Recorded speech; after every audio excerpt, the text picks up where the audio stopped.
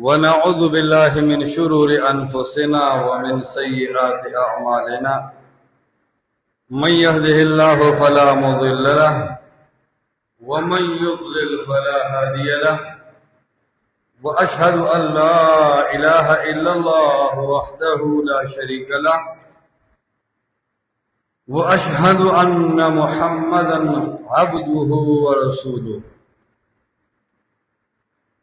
أما بعد فأعوذ بالله السميع العليم من الشيطان الرجيم من همزه ونفخه ونفثه.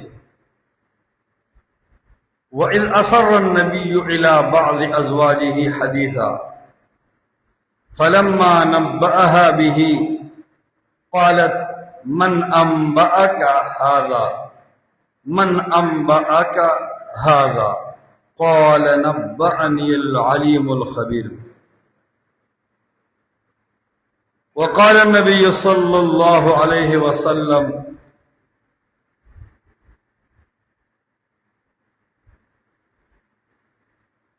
من يريد الله به خيرا يفقهه في الدين. الله سبحانه وتعالى دا دین چې مونږ په ځان باندې منلې ده، نو ګوره د دې صحیح معرفت او صحیح پیژندلو هم ضروری دي. ډېر کله ته یو مسلمان ځان ته د قرآن والوي او د مسلمانۍ خبره کوي، خو د عقیده کې دننه یهودیت او نصرانیت پروت دي. ځان ته مسلمان وایي خو د اعمال د هندوان وي. وجه دې د مسلمانۍ د دې نوم نه متاثره ده، دې د مسلمانۍ د دې ټکي نه متاثره ده او د دې ماحول کې دا ټکي عام شوی ده. اسه تقلیدي غوند دې ځان ته مسلمان وي. خدا مسلمان چاته وي او د اسلام جوړیږي پسو ماتيږي پسو د دین چې کله نه خبر نو دې په نوم مسلمان یو دنه يهودي او نصراني وي. دی بنوم مسلمان وی او دن کافر او زنديق او ملحد او منکر حدیث. دی وجنا دا خبره ز بار بار کوم، بلکې زه دا خبرم کوم چې زمون مجالسو کې او خطبو کې کم ملګری ناشتي ان شاء الله تر ډېر حد به الله هغه ته دومره پوهه ورکړي چې د وخت د فتنونو به الله دې بچي او متاثر کړي. نو په دې ملک کې یو فتنه د انکار حدیث چلیږي او دا د قادیانیت یا دسی بوای د يهودیت او د نصرانیت او د الحاد او د استشراق د فتنونه هم خطرناک او غلیظه فتنه ده. وجه ملحدین خو د اسلام دشمنان دي، څوک داغین نه متاثر کیږي. عیسایان او يهوديان د اسلام دشمنان دي، څوک يهودي کیږي نصراني کیږي نه. خو منکرین حدیث په ظاهر کې نوم د اسلام اخلي او نوم د قران اخلي او دنه داسه زهر ورکي چې د قران اول دشمنان دي او د حدیث د رسول الله عليه السلام بیا ورپسې دشمنان دي.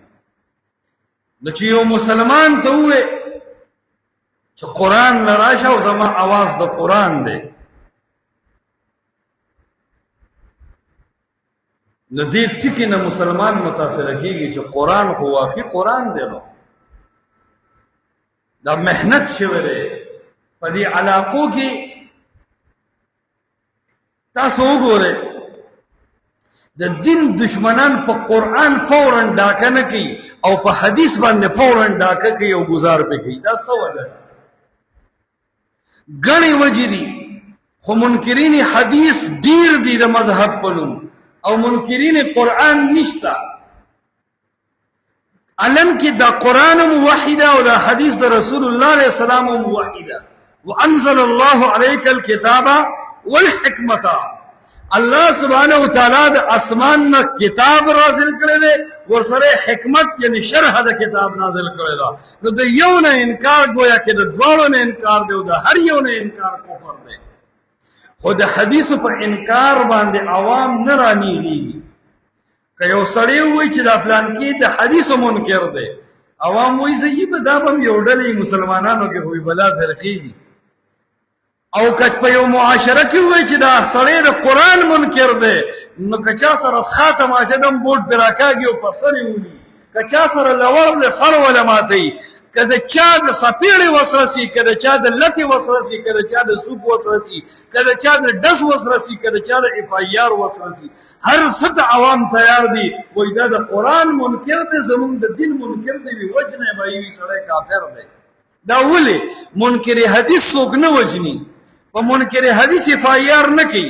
څه وجه ده منکر حدیث سره ولا او برا خبره نه کوي او منکر قرآن سره کوي؟ د دې علاقو یو لویه بدنصیبي دا ده چې په دې علاقو د قرآن عظمت او د قرآن شان او د قرآن د محنت تذکری شوي دي، خو د حدیث شان او د حدیث مقام ګوره نه دی بیان شوی. زمونږ د پنجپریان یاران جدي دعوتونه تاسو ګورئ دي څه وایي؟ اے خلکو وي د الله کتاب ته راشئ، اے خلکو په قرآن کې کامیابي ده او د ټولو مسلو حل د الله قرآن دی. او وایي د قرآن درسونه عام کې قرآن ډیر ویل کېږي، اگر چې قرآن سره حدیث ضمني طور خپل راځي، خو د حدیث خصوصي نوم څوک نه اخلي. محنت د حدیثو نه دی شوی. دا خبره عوامو ته صحیح نه ده په ګوته شوی چې څنګه قرآن منکر کافر دی، داسې د حدیثو د رسول الله منکر کافر دی. څنګه چې قرآن په عقیده او عمل دواړو کې حجت قطعي او یقیني دی، داسې احادیث هم صحیحه په عقیده او په عمل دواړو کې حجت قطعي او یقیني دی. دا محنت په دې علاقو نه دی شوی. نو د حدیث عظمت او د حدیث شان دا په دې سینو کې دومره زیات نه دی څومره چې د قرآن دی. په دې وجه رسته رزه خلک د حدیثو انکار کوي او هغه د حدیثو انکار والا خلک هم مسلمانان ګڼلی شي، حالانکې دا پکا ټکا کافر دی.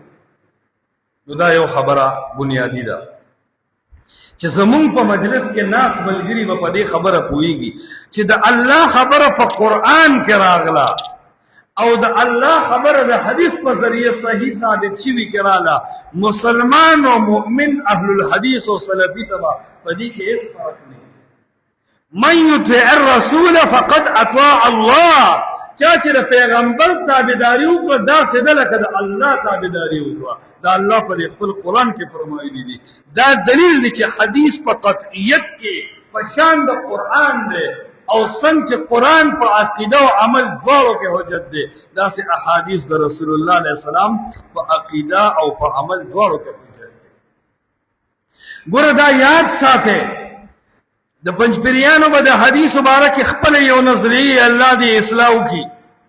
د عام مقلدین او حیاتی دیوبندیانو به د حدیث مبارک خپل یو نظریه الله دې اصلاح وکړي او د خپل نظریه دې په قرآن او حدیث پیش کړي. د جماعت اسلامی او د بریلیانو به خپل نظریات او د تبلیغیانو، د سلفیانو به د حدیث مبارک څه نظریه دا خبره ګورې یاد وساتئ او دا بنیاد وګرځوئ. اول ځان سره نوٹ کې دا زمونږ او د ستاسو بالکل کلکه عقیده ده چې د قرآن منکر څنګه کافر دی، همدقسې د حدیثو منکر کافر دی. دا زمونږ بنیادی عقیده ده. او الله تعالی په خپل کتاب کې دا فرمایلی دي فلا وربک لا یؤمنون حتى يحكموك فيما شجر بينهم. قسم دې ستا په رب مې دې قسمی چې ته حاکم نه منلې، الله فرمایي دا مؤمن نشي کېدی. نو دا به زمونږ د سلفي او د اهل الحدیث ګورې عقیده چې څنګه د قرآن منکر کافر دی، همدقسې د محمد رسول الله د احادیثو منکر کافر دی. دا خبرې پکې موږ نه منو چې د متواتر حدیث منکر شي وي کافر دی، او د خبرې واحد نه چې منکر شي وایي هغه ګناهګار دی او دا دی او دا دی، خو کافر نه دی. وایي دا خبرې به دې راوالي پلاستیک په ګوتې کې به کېدي او کوفې ته ورشه، په کوفه کې چې ته ځمکه کې خښې کا. دا د کوفې او د ماوراء النهر خبرې دي، دا د الله د کتاب خلاف خبرې دي. موږ د الله د پیغمبر په حدیث کې د خبرې واحد او د متواتر د فرق نه یو قایله چې په صحیح سند ثابت شو او صحیح حدیث ثابت شو داسې د یو حدیث بیزتی کوونکی او داسې د یو حدیث نه بغیر څه د تعویل نه منکر چورلټ کافر دی او دا داسې دی لکه د قرآن د آیت نه چې منکر کافر دی. دا یو ټکی یاد کې. دویم ټکی دا یاد کې د حدیث باره کې زمونږ دا یقین دی او دا عقیده او نظریه ده چې څنګه احادیث د قرآن د الله تعالی د طرف نه یو قطعی ثبوت قطعی کتاب دی دکسې احادیث صحیحه قطعی حجت دی. څنګه چې قرآن قطعی حجت دی داسې احادیث هم قطعی حجت دی او دا خبرې مونږ د کوفی او د ماوراء النهر پیداوار ګڼو چې هغه وایي قرآن هو قطعی ثبوت حجت دی خو احادیث چې دي دا ظني دي د قطعیت او د شک په منځ کې وي دا یو مرتبه ده. دا احادیث نه وي بالکل شکی دي او نه بالکل یقیني دي دا وي ظني دي د قطع او د شک په منځ کې وي دا یو ځان له مرتبه موږ ویل دا به د ځان له سنبال کې دا د الله د کتاب خلاف خبره ده. الله فرمایي ما آتاکم الرسول فخذوه پیغمبر چې سم درکوي دا واخلئ. ما عام دی که خبر واحد دی که مشهور دی که عزیز دی که غریب دی که متواتر دی او که خبر واحد دی ما چې د پیغمبر خبر در ورسېده فخذوه فورا واخلا او فخذوه امر ویلې ده امر د وجوب او فرضیت د پر راضي دلیل دی په دې خبره چې سم قرآن قطعی او یقیني دی احادیث هم ظني نه دي بلکې دا قطعی او یقیني دي او که ظن شي نو ظن په معنا د یقین وي دا نه چې د قطع او د یقین نه کتب یو ځان نه مرتبه. دا دویمه خبره شو. درېمه خبره دا یاد ساته چې څنګه قرآن په عقیده او عمل دواړو کې حجت دی. یاد ساته د سلفي او د اهل الحدیث او د مسلمان او د اهل سنت دا نښه ده چې دا به نظریه چې امدکس احادیث د رسول الله هم په عقیده او عمل دواړو کې حجت دی. او الله په خپل قرآن کې فرمایلی دي ما آتاکم الرسول فخذوه پیغمبر چې څه درکړو هغه فورا واله که په عقیده کې او که عمل کې دا یې مطلق د کتاب الله ویلی دی او تا نه مونږ اورېدلي چې مطلق د کتاب الله په وړو وړو خبرو نه مقید کېږي دله به مضبوط دلیل بیا ګوري. نو یو خبره څه شوه چې منکر د احادیثو داسې دی لکه منکر د قرآن او څنګه چې د قرآن منکر کافر دی داسې د حدیثو د رسول الله منکر هم څه دی کافر. دویمه خبره څه شوه چې څنګه د قرآن د الله قطعی او یقیني حجت دی داسې احادیث صحیحه هم قطعی او یقیني حجت دی زموږ د دین. دا دویمه خبره. درېمه خبره شوه. ورپسې څلورمه خبره څنګه چې قرآن په عقیده او عمل دواړو کې حجت دی داسې د الله د نبی احادیث هم په عقیده او عمل دواړو کې حجت دی. وګوره د سلفو کتابونه د عقیدې څومره احادیث چې راوړي دي ټول اخبار احاد دي. د متواتر باره کې خو سیوطي دي پورې خلکو ویلي دي لا یکاد یوجد فی روایاتهم چې څومره مو ګوري یو حدیث په دنیا کې داسې پیدا نه کړي. څنګه یو حدیث چې د هغې نقل کوونکي صحابه کرام هم او یا کسانی تابعین هم او یا کسانی تبع تابعین هم او یا کسانی ورپسې محدث ترا نقل کوونکي او یا کسانی دې ته دی متواتر وي. داسې حدیث په تمامه دنیا کې یو هم نشته. نو دا د کوم شی راایستلی وي دا خبر واحد دی او دا متواتر دی. علم کې متواتر شته دی نه خو خبر واحد کې وحل غواړي. نو دې خبره باندې ځان پوه کړه چې مونږ له صحیح حدیث پکار دی. مونږ دې ته نه ګورو چې مشهور دی که عزیز دی که غریب دی او که متواتر دی. د الله د نبی یو خبره په صحیح سند راغله نقل کوونکي دی یا یو کس یا لس کسانی زما دې سره څه کار دی زما کار د الله د نبی حدیث سره او ورسره دا زمون عقیده ده چې صحیح حدیث د رسول الله علیه السلام راغی دی به مطلق د کتاب الله هم مقید کړي دی په عام د کتاب الله کې تخصیص هم پیدا کولی شي او دا صحیح حدیث د رسول الله علیه السلام دی به د خاص د لپاره بیان هم واقع کېدی شي او دا حدیث د رسول الله د کتاب الله د لپاره په بعضې مزینو کې لکه لا وصیت لوارثین د کتاب الله د لپاره ناسخ ګرځېدی شي او د الله د کتاب آیات په منسوخ کېدی شي. دومره طاقت الله د پیغمبر په خبره کې دی او دا آیت په دلیل دی من یطیع الرسول فقد اطاع الله چا چې د رسول الله تابعداري وکړه داسې شو لکه د الله تابعداري چې وکړه، او چا چې حدیث ومانه داسې شو لکه قرآن چې ومانه. دا به نه وي چې اول قرآن دی او بیا حدیث دی، داسې به وي اول قرآن او حدیث دی او بیا د خلکو خبرې دي. اول قرآن او حدیث دی، دا نه چې اول قرآن دی او بیا دې ځای کې ډېره لویه فتنه پرته ده. د امت د حالاتو ځپلی دی چې سپړې که نه بلا کفر او شرک د ده په یو خبره کوي. خو الله دې د قرآن او د حدیث په رڼا زموږ رهنمایي. ما خپله په دې مسله یو اهل حدیث سره مناظره کړې وه. ما ورته ویل چې حدیث په عقیده کې حجت نه، حدیث هسې په مونځ او اودس کې په کار راځي. بیا چې الله مو ذهن کولاو کو، قرآن مو صحیح مطالعه کو، توبې مو الله ته په حرم کې وویستې، یا الله دغه کفر راله معاف کړه، مونږ نه وو پوهه خطا وو، یا الله که په دغه ټکو زمونږ نه د الله نبي خفه شوي او ای ربه که ته رانه خفه شوې، ای ربه ستا نه مونږ اول معافي غواړو چې مونږ معاف کړه، مونږ په دې خبرو کې خطا شوي. دا یاد ساتئ، شبهات پیش کوي منکرین حدیث، ناشنا ویره دا قرآن ټول اولټوه، وی چرته د الله د نبی خبرو ته حدیث ویلی نه دی وی. دا ډیره غلطه شبهه ده. قرآن کې چې څنګه قرآن ته حدیث ویلی دی، د الله د نبی خبرې ته هم حدیث ویلی دی. الله سبحانه وتعالی په سورة تحریم 3 آیت کې فرمایي وَإِذْ أَسَرَّ النَّبِيُّ إِلَى بَعْضِ أَزْوَاجِهِ حَدِيثًا. وی پیغمبر علیہ السلام د خپل بیبیانو نه یو خبره پټه کړه. حدیثا د پیغمبر خبرې ته قرآن په قرآن کې حدیث ویل دی. د پیغمبر خبره حدیث دی او دا موږ د ځان نه وایو، د پیغمبر خبره ته حدیث الله په خپل کتاب کې ویل دی. کني د تمام دنیای منکرین حدیث ته چلنګ دی. دا خو د نیټ دنیا ده.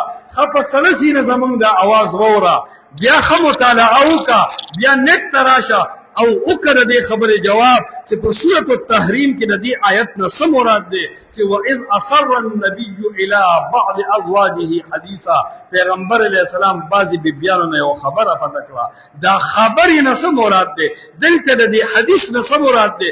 حدیث د پیغمبر خبرې ته ویل دي. یو نمبر 2 ته چې وای قرآن په هره خبره کې کامل دی، نو دلته کومه خبره پیغمبر علیہ السلام پټه کړې ده، هغه خبره ته ماته په قرآن کې وکړه. او بیا پیغمبر علیہ السلام جسے فرمائی نبأنی العلیم الخبیر، اے زما بیبیانو ستاسو د خبر او ستاسو د راز پیشنگوئی ما تا خبردار ذات کړی. پیغمبر علیہ السلام چې دا ټکی وی چې زه خبردار ذات خبر کړم، دا خبر په قرآن کې کوم ځای دی؟ چرته الله په قرآن کې ویلي دی چې پلان کې بیبي دا خبره کړې ده؟ شته په قرآن کې نشته. پته لګي پیغمبر علیہ السلام سره د قرآن نه علاوه هم د الله ذاتی کنیکشن او خبرې وي. د دې قرآن نه علاوه هم د پیغمبر علیہ السلام او د الله منځ کې خبرې شوي دي په حیثیت د وحی باندې شوي دي او دغه وحی حجت قطعی دی، ځکه دا د الله خبرې او د هغې حفاظت شوی دی. نو ما عرض دا کو چې دا یو فتنه ده په دې امت کې روانه ده، ځوانان ته متاثر کیږي. زوام هغه ځوان چې هغه د انکار حدیث د فتنې نه متاثره دی، داسې مه کوه. د ملک علما شته، د ملک د قرآن او د حدیث والا خلق شته، په دې ملک کې د قال الله او قال رسول الله والا عالمان شته. ته د اخلاقو په دایره کې دننه خپل شبهه او خپل اعتراض د قرآن او د حدیث والا عالمانو ته ورپېښ کا. زما د رب العالمین باندې قسم وي طالب د قرآن پرانا کې داسې جواب درکې چې ستا زړه به مطمئن کیږي او ته به د انکار حدیث نه متاثره کېږي. خو چې ته یو شی اورې، یو بیم تا ته غږیږي تحقیق نه کې او هغه معنی دا زړه دله ډک کی د بخاري دی دشمن کی، د مسلم دی دشمن کی، چې دا بیماری تا کې پیدا کړه تاکہ به د قرآن دشمنی په خپله پیدا کېږي. دا بنیادی نقطه ده. او زه ګوره دا خبره ډیره زیاته کوم، د حدیثو د دفاع اصل حقدار اهل الحدیث. ته چې میډیکل سٹور ته لاړ شې ورته وایي یو کیلو ټیپر راکړه. ټیپر په میډیکل سٹور کې او ته چې منډه سبزي منډه ته لاړ شې ورته وایي پیناډال ګولۍ راکړه یا هایډریلین شربت راکړه ملاویږي. او ته چې د سایکلو او د موټر سایکلو یو ورکشاپ ته لاړې او هغه ته دې ووایي چې تاج کپنی والا قرآن مجید راکړه سولا لاین راکړه نو په ورکشاپ کې قرآن مجید ملاویږي. ستا کار سره چې ته د مقلدینو د ابو منصور ماتوریدي پسې په عقیده کې روان، ابو حنیفه پسې په اعمالو کې روان، محمد علی ابن محمد بهاءالدین نقشبندی پسې په تصوف کې روان، مفتی محمود پسې په سیاست کې روان، علماء دیوبند نانوتی او اشرف علی تانوی پسې په نظریاتو کې روان، په دومره کړو کې دنه بند سړي نه ته د حدیث تپوس ولګې. ته خو چې د مقلد ته وایې چې په دې حدیث مې شک دی دا خبره راله حل کا.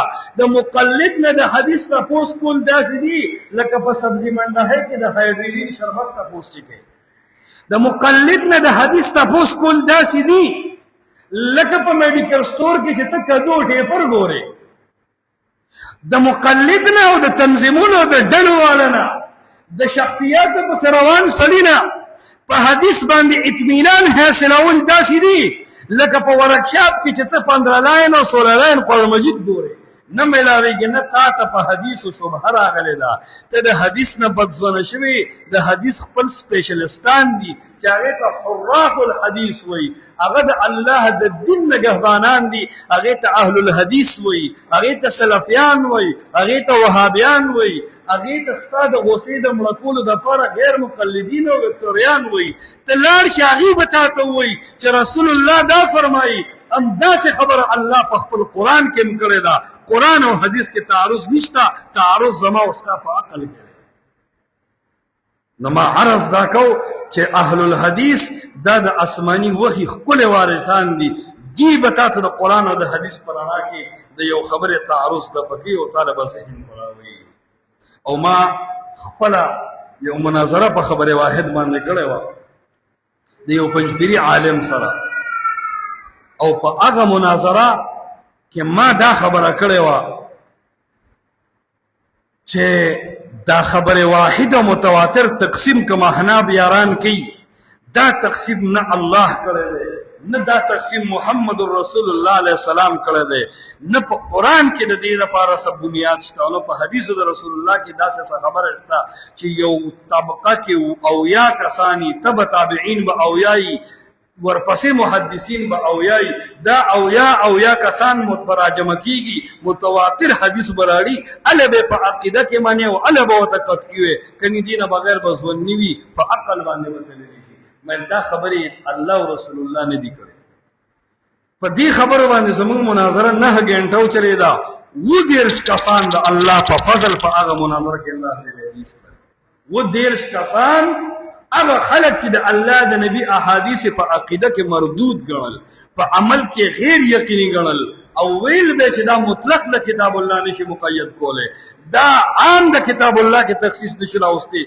9 غنټې هغه مولا سره زو غږیدم، دا هغه قبله او دا هغه ایمان کې حرکت رانغې، خو اوریدونکو و دیرش کسان باندې کې توبه تایب شو. او اهل الحدیث سورۃ مخ کې یو بل دیوبندي عالم ما سره په دې مسله غږیدو او د ناظم صاحب ته میسج را لګو، ما به جواب کو.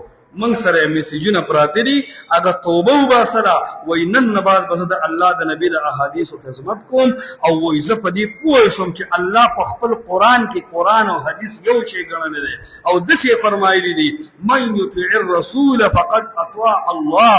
چا چې د پیغمبر خبره ومنله لکه د قرآن خبره یې ومنله، دواړه یو شی دی. او چې څنګه په قرآن کې د متواتر او د خبر واحد او د مشهور او د عزیز او د غریب څه فرق نشته، دکه څه په حدیث د رسول الله کې نشته. څنګه چې قرآن په عقیده او عمل دواړو کې حجت دی، داسې د الله د نبی په سند صحیح ثابت شوی حدیث په عقیده او عمل دواړو کې حجت دی. ما عرض دا کو په دې خبره باندې ځان پوهه کې او په دې ذهن کولاو کې چې ګوره دا د الله د نبی احادیث دي، او مونږ به ګوره په دې غیرت کو، په دې به سر ماتو، په دې به خپل عزت بیلو، په دې به خپل جیداد بیلو، په دې به خپله ساه او زندګي بیلو، خو د الله د نبي حدیث به ګوره غورځېدو نه ورکوو. او دا الله تعالی ذلیل کړل هغه خلک چا چې د الله د نبی د حدیثو بې عزتي کوله.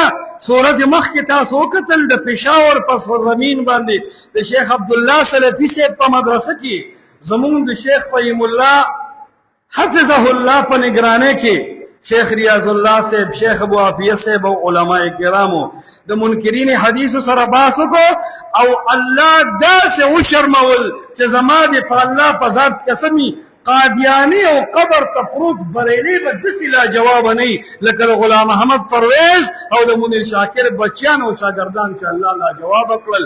قسم بالله که د څه شي نه خبرو شیخ ریاض الله صاحب ورته وفرمایل چې الله په خپل کتاب کې د پیغمبر خبره ته حدیث ویلي دي. واذ اصر النبي الى بعض ازواجه حديثا، د پیغمبر خبره ته الله قران کې حدیث ویلي دي. جواب وکا تاسو ټول مناظره وره د منیر شاکر او د غلام احمد پرویز بچو خپل ایمان د قران نه ثابت کړي او د دې قران د دې لفظ جواب نه دی کړی چې د پیغمبر خبره حدیث دی او کنه دی. دویم تاسو ته وکړو وای دلته حدیثن کې د پیغمبر خبره مراد ده، وای دا تاسو چې وای قران کې اړه خبره شته، وای دا حدیثن نه کومه خبره مراد ده، وای دا خبره راته په قران کې وخایا. اذان ته چې ندای قران والوي، اذان ته چې اهل القران وي، هغه قران په پاره والو خو د سورۃ التحریم د حدیثن وضاحت د قران نه ونخو په خپل قران د پاسه ملامت. بیا ورته وی تا چې پرون په پلار او مور او نیکه جنازه کړې ده، د دې جنازې دا څلور واړه تکبیره په دې جنازه کې د دنه سویل دي، دا راته د الله د کتاب نه ثابت کړه. د هر سړي په لاس کې قران او هغه قران لټ پټ واړو قران ملامت کړل چې محمد مصطفی په نه تیار. قران وته ستا ایمان، ستا منځ، ستا جنازه زما په خېټه کې او زما په تفسیر کې نشتا. زما د جنازې او زما د منځ د پاره د محمد مصطفی حدیثو د ګوند ماته البته زما جنازه او منځ ثابتېږي. قران ولا په میدان جواب ورکو چې زما نوم ماخله ته زما سره خیانت کرو به وفای. بیا ورته شیخ ریاض الله دی وی چې الله وی ما دوه څه نازل کړی دی، وانزل الله عليك الكتاب والحکمه، ما قران نازل کړی دی، ما حکمت نازل کړی دی. ته د قران نازلېدل منی، د حکمت د نزول، د حدیث د نزول ولې نه منی؟ قسم بالله ټول مناظره وره منکرین حدیثو سیوا د جړاو د فریاد او د خندا او د چغونه بغیر هغه قوم سره بل اس نو. ما وی اے پرویزیانو ډیر خوش چې الله و شرموله. تقریبا هو اتکال منیر شاکر په دې ځوانانو د انکار حدیث مهنت کړو. الحمدلله سلفیانو ځوانانو، سلفیانو الکانو نرانو دسی جوابونه درکړل چې د منیر شاکر په اتکاله مهنت د خورې واړې دي. ځوانانو عوام پوه شو چې د قرآن او د حدیثو ته موږ محتاج یو او د حدیثو نه بغیر د الله په کتاب پرویزیان عمل نشي کولی. بل به دا خبره ثابت او یقیني شوې. او الله دومره وشرمول دومره چې آیو پکې راغی وی قل، الله وی قل، وی دا صيغه د جمع ده. ما وی راشه کوټو کېږي دا سم قل چې جمع ته جوړ شو او د دې قل نه خو به تماشا علی جوړېږي چې قل صيغه د جمع ده. نو سوال دا دی د قرآن سپیشلیسټا، اے د ندای قرآن داعی، اے د اهل القرآن والا، چې قل د جمع صيغه ده، د قولو به بیا څه صيغه چې قل جمع ده، د قولو څه شی ده. او بل تماشا وره چې قل جمع ده، نو سوال دا دی چې د واحد څه شی ده. دسی الله ګوره زوام عالم سړی په دې کې نه خطا کیږي، هر چاته پته چې قل د واحد صيغه ده او دا مفرد صيغه ده، د جمع نه ده. خو الله تعالی حواس باندې او الله تعالی په فهمونو عقلونو داسې مهر لګاو چې الله د پرویزیانو د شرم فیصله کړې و او داسې شاکس ته وخورو. ان شاء الله تر اوسه خو د حدیث دشمنی کوله، اوس به د دې قران دشمنی ته ودرېږي. ځکه د دې د ذهن مطابق قران دې سره ډېره بې وفایي وکړه. ځکه دې چې په قران کم ننګ کو هغه شی د قران نه ثابت نه کو. دغه په قران د سنن کوي دا ټول منځ به د قران نه ثابتوم قران وته وی چې د محمد مصطفی دشمنه ته ولاړې زمانه خپل عقیده او خپل عمل ثابت نه او بیا د مباهلین مو تختیدل اے ځوانانو دا مناظره ووره دا مطالعه کې دې کې ستاره لپاره حجت پروت دی چې چا د الله د نبی حدیث چیړلی دي جعل الذلة والصغار على من خالف امري دا الله نبی فرمایلی دي چا چې زما د حدیث دشمنی کړی دا الله بیزتی او ذلت داغه په مقدر کې لیکلی دی والله شرمول دی لکه منکرین حدیث چې شرمول اخر کې زه د ټولو عالمانو شکریا ادا کوم تقریبا جمعیت علماء اسلام والا جماعت اسلامی والا بریلیان دیوبندیان ټولو صفاوي چې اهل الحديث موقف په دې مسله کې حق وو منکرین حدیث کافر دي اهل حدیث زموږ رونه دي او په داسې مسلو کې د کفر خلاف موږ ټول اهل الحديث سره ولاړ او دا مسله حق ده الله دې وکړي چې دغه تمام علما یو आवाज او یو قوت چې د هر کفر خلاف د قران او د حدیث په حجتیت قائل شي دا به ډېر خوند کوي صرف پنځپیریانو غریبانو لا داسې مبارکی او داسې اظهار د خوشاله نه دی کړی دا غي په پیجونو کې سم مسله ده کې دي چې هغه مرورو ویډیوګانې وکي او د دې انکار حدیث خلاف او د حجیت حدیث په فتح کې ان شاء الله د خوشاله کې باغی میثاق دي داسې کلک منکرین حدیث علیم نه دي خو تاویلونو ماویلونو کې او په فقهاو کې او په متکلمینو کې او په دې خبرو کې لږ په غلط فهمو کې شکار شوي دي کني د امت کې دنه صلاحیتونه شته او د الله د نبی په حدیث باندې ننګ او غیرت الحمدلله د مسلمان په سینو کې شته نو مسلمانانو ډیر په ښه انداز باندې ډیر په خولي انداز باندې د احادیث دفاع وکړه زه د حجیت حدیث په حواله د منکرین حدیثونو علاوه د نور علماو ته یو لن پیغام دا ورکوم